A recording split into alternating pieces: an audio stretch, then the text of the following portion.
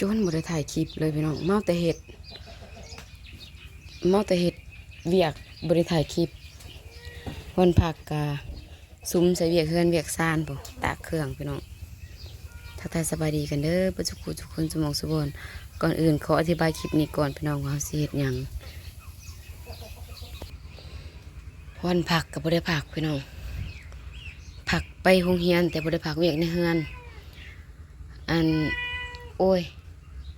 จับคลิปมาแล้วก็ห้องจะเป็นมึงหูความคักเนาะแต่กูบ่ได้ถ่ายคลิปนะกูบ่ได้ห้องแล้วกูเฮ็ดเวียกเซออยู่นะขายหนากูคักเอาโพดพี่น้องขายหนาขายตาแต่ใดอันแต่เฮาเฮ็ดเวียกบ่ลำปอมแปมน่ะบ่ได้ห้องใส่เฮาได้มาจับคลิปแล้วก็มานั่งลงนี่แล้วก็ห้องโลดเห็นนั่งลงนี่เลยสิคิดว่าเฮากินข้าวบ่รู้ใดอธิบายต่อพี่น้องเฮานะเอาถ้วยเอาจานเอาอะไรอย่างนี้ตัวเฮาเก็บไปนะมันบ่มีตู้พี่น้องมันขี้ฝุ่นแมงไหม้ขี้สาบขี้นกเพราะว่าเฮือนบ่มีเพดานเนาะแล้ววันนี้เลยเอาออกมาล้างสิจัดแจงใหม่เมียนเฮือนพี่น้องเมียนเฮือนเมียนซานเมียนแจนั่นไปหาเมียนอันใดไปเบิ่งนำกันสิอธิบายให้ฟังเมียนแจนั่นเอาจักออกแต่แจนั่นเอาจักหยิบผ้า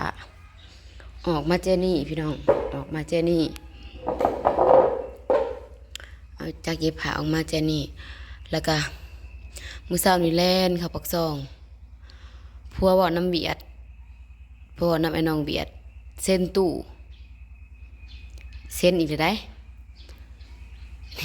นี่ยังบ่ได้เบิดหักเส้นเฮาสิผ่อนเอาพี่น้องเพราะว่าถ้าบ่เฮ็ดแบบนี้เฮาก็สิบ่ได้สิจงเงินพอแต่ได้ใช้ฮอดบ่ฮอดสิ้นเดือนดอกแต่ละเดือนน่ะสิเอาอดเอาซ้ำๆวิทย์หนี้วิทย์สินนี่รถไถก็ยังนี่รถไถก็ยังนี่ยังหลายอยู่พี่น้องเซ็นมาแหละทางเทิงนั้นมันใส่เสื้อผ้าลูกทางกอสิเอานะทางเทิงนั้นมันใส่เสื้อผ้าลูกและทางลุ่มมันเป็นอีกสั้นหนึ่งและมันสามารถใส่เครื่องเคลื่อนครัวซ่านได้ก็เลยเอาพี่น้องเรื่องของเรื่องเนาะ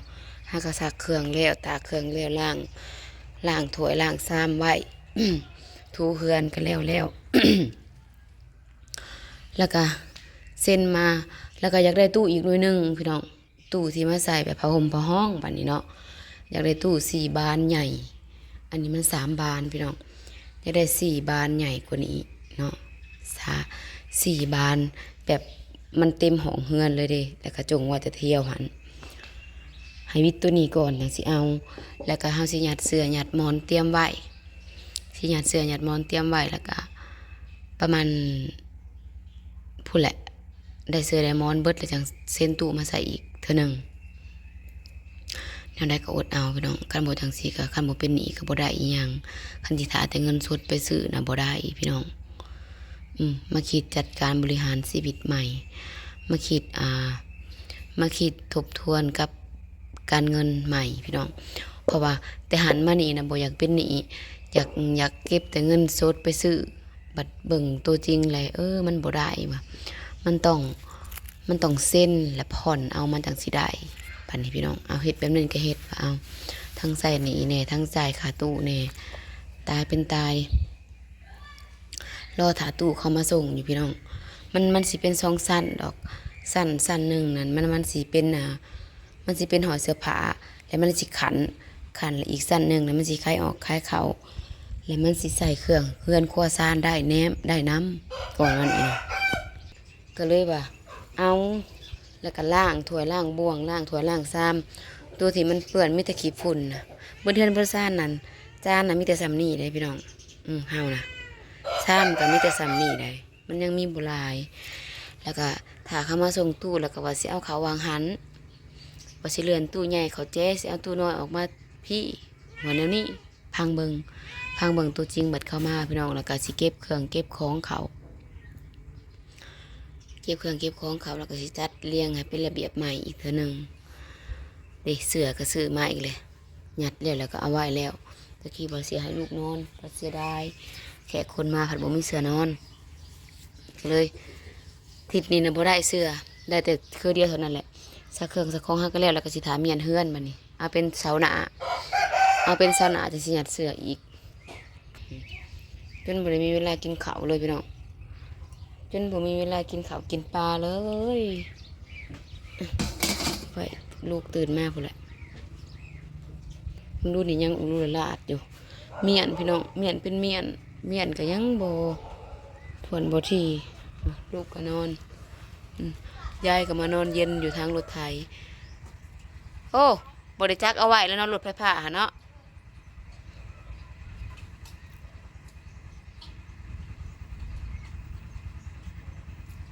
อย่าเฮ็ดแนวนั้นคันเลขมันนะคันวิทย์เลยบิดดีๆให้มึงเบิ้ลหันแล้วมันบ่สิแนวเบิ้ลโอ้ยน้องสิตื่นน้องสิตื่นไปขี่น้ำอ้ายขึ้นน้ำกันดีๆอันเดียว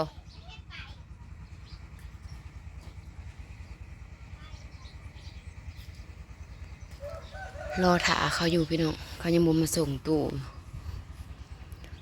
ราคาตู้ก็2,800มันก็ของตกเกตเนี่ยพี่น้องรุ่นกลางว่าสิซะระดับกลางระดับดีมันก็สิราคา4,000พุ่นแหละ4-5,000พุ่นแหละระดับดีนะ